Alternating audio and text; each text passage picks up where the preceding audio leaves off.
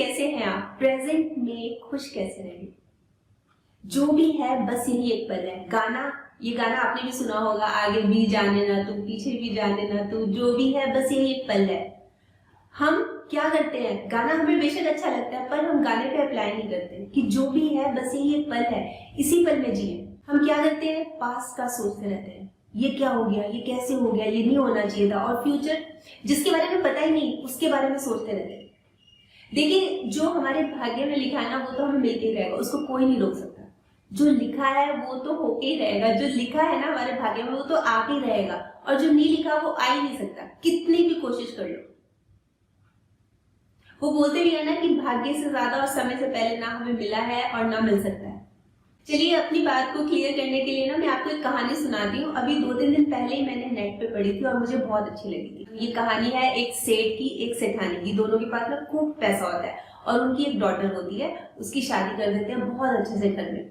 धीरे धीरे जैसे जैसे समय बीतता है ना, तो जो उसका हस्बैंड होता है ना, जिस लड़की की शादी हुई होती है, उसका हस्बैंड वो अच्छा नहीं होता, वो शराब भी पीता है, जुआ भी खेलता है। धीरे धीरे करके उनका सारा पैसा खत्म हो जाता है।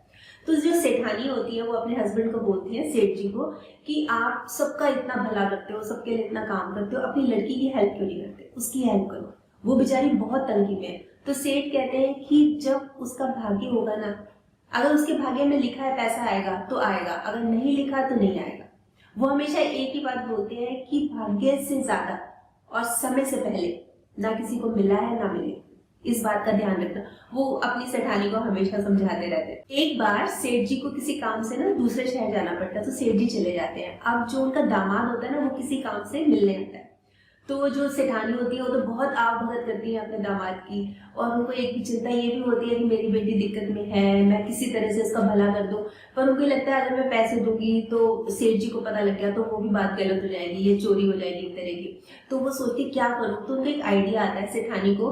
तो क्या करती है, मिठाई मंगाती है, 5 किलो मिठाई, लड्डू, और उस लड्डू में ना, हर एक लड्डू में एक एक सोने की गिन्नी वो डाल देती है कि चलो इसी बहाने एक मदद हो जाएगी, जब वो खाएंगे, इसको खोलेंगे, गिन्नी निकलेगी, हर एक लड्डू में निकलेगी, उनकी मदद हो जाएगी। वो उसको दे देते हैं, वो डब्बा लेता है और वो चला जाता है। जब वो जा रहा होता है ना दामाद, तो वो सोचता है अरे इतना भारी डब्बा है, इतना भारी डब्बा मैं घर तक कैसे लेके जाऊंगा। वो एक मिठाई की दुकान पे चला जाता है डब्बा लेके। मिठाई की दुकान पे जाके बोलता है कि भैया मिठाई ले लो और मुझे इसके पैसे दे दो। तो वो दे देता है, वो मिठाई का डब्बा रख लेता है, पैसे दे देता है, और वो दामाद जो है पैसे लेके वापस चला जाता है अपने घर। इसी बीच में सेठ आते हैं, और सेठ का ना कोई काम अच्छा हुआ होता है, तो वो सोचते हैं चलो मैं सेठानी के लिए मिठाई ले चलता हूँ। तो दुकान वही होती है, छोटा शहर होगा, वहां पे मिठाई की एक ही दुकान होगी।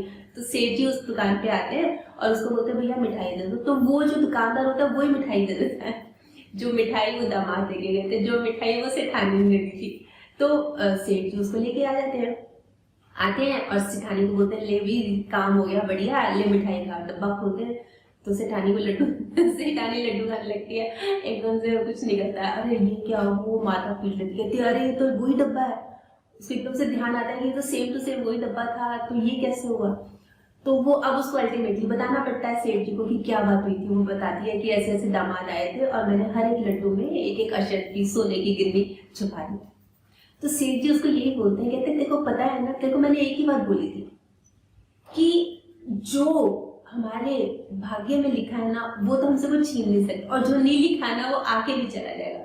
अब दामाद को एक डब्बा दे दिया था, उसके पास आ गया था, फिर भी उसने उसको वापस कर दिया, और दुकानदार के भाग्य में भी नहीं लिखा था, उसने भी वापस कर दिया। मतलब कितना सारा पैसा था पर उनके भाग्य में था ही नहीं, और क्योंकि सेठ के भाग्य में ही था तो वो वापस आ गए। भाग्य से ज्यादा और समय से पहले ना किसी को मिला है ना मिलेगा, बस ये चीज ध्यान रखनी चाहिए, ये चीज बिल्कुल ध्यान रखनी चाहिए। तो अब बात ये आती है कि हम वर्तमान में खुश कैसे रहे। चलिए, हमने मान लिया कि हम पास्ट के बारे में भी नहीं सोचेंगे, चलिए हमने मान लिया कि हम फ्यूचर के बारे में भी नहीं सोचेंगे, तो हम जो हमारा प्रेजेंट है इसमें खुश कैसे रहें, क्या करें कि हम अपने आप को खुश रखें।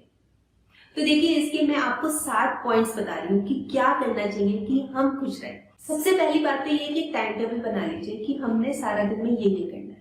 मतलब हमारे पास एक लिस्ट बनी होगी ना, हमने सुबह ये करना है, दोपहर को ये करना है, फिर हम ज्यादा इधर उधर नहीं भागेंगे, इधर उधर ज्यादा परेशान नहीं होंगे, हमें पता होगा इस समय से इस समय तक हमने ये करना है।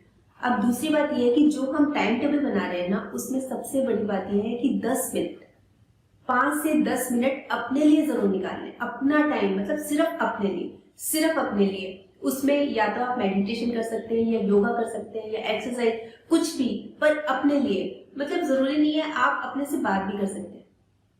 आप अपने से पूछ सकते हैं कि आज क्या हाल है, कैसा दिन रहा, आज क्या क्या मूड है। अपने से बात बहुत एक रिलैक्सिंग होती है एक तरह की, अपने से बात करना। जैसे मैं हमेशा ही बोलती हूँ कि अपने आप को बेस्ट फ्रेंड बना लेना। तीसरा पॉइंट आता है कि अवॉइड मल्टीटास्किंग। हम क्या करते हैं, बहुत सारे काम कर लेते हैं, मतलब हम कभी संतुष्ट नहीं होते, हमें ये भी चाहिए वो भी चाहिए, इसलिए हम ये भी करते हैं वो भी करते हैं, इतने सारे काम कर लेते हैं ना, सक्सेसफुल कोई भी नहीं होता, सफल कोई भी नहीं होता। उससे क्या है कि गड़बड़ होनी शुरू हो जाती है। इसलिए बहुत सारे काम करना, उसको अवॉइड करना चाहिए।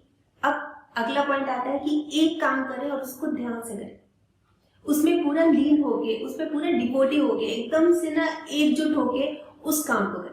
पांचवा पॉइंट भी बहुत ज्यादा जरूरी है और वो है हमारी डाइट। हमें अच्छा खाना, अच्छा पौष्टिक खाना खाना होगा। जैसे होता है ना, कई बार हम बहुत ज्यादा तला भुना जंक खाते हैं ना, तो हमारी सेहत खराब होने लगती है। इसलिए सबसे ज्यादा जरूरी है कि हम अच्छा खाना खाएं, पौष्टिक खाना, हेल्दी खाना, जिससे हमारे शरीर में ताकत बनी रहे। छठा पॉइंट आता है कि जो बर्डन्स है ना, जो बोझ रखा हुआ है हमने, जैसे जो पास्ट का है या फ्यूचर में क्या होने वाला है, इसको ना नीचे रख दीजिए। उस बोझ को ना, उस गठरी को, उस बोझ की गठरी को नीचे रख दीजिए, मत सोचिए।